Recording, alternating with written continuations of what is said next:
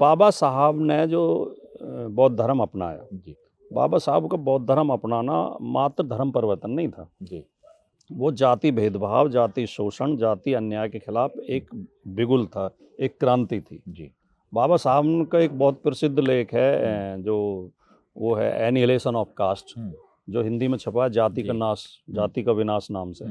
वो असल में बाबा साहब का एक भाषण था जो उन्हें एक सभा में देना था, और आयोजकों ने कहा कि जी पहले आप अपना भाषण टाइप करके हमें भेज दें। जब बाबा साहब ने उसे भेजा तो उन्हें वो इतना आपत्तिजनक लगा कि उन्होंने कार्यक्रम ही कैंसिल कर दिया।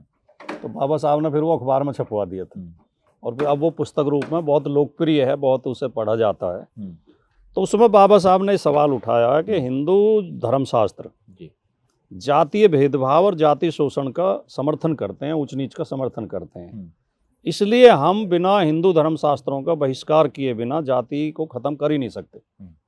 अगर हम हिंदू रहना है हमें, तो हमें जाति माननी पड़ेगी, वर्ण मानना पड़ेगा और ऊंच नीच माननी पड़ेगी।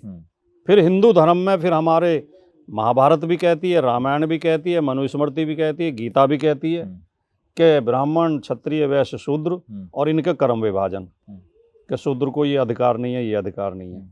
क्योंकि महाभारत में आप देखते हैं कि एकलव्य का अंगूठा कटवा लिया गया शूद्र होने की वजह से। आप रामायण में देखते हैं कि शंभू की गर्दन काट दी गई शूद्र होने की वजह से, और मनुस्मृति तो खुला ऐलान करती है।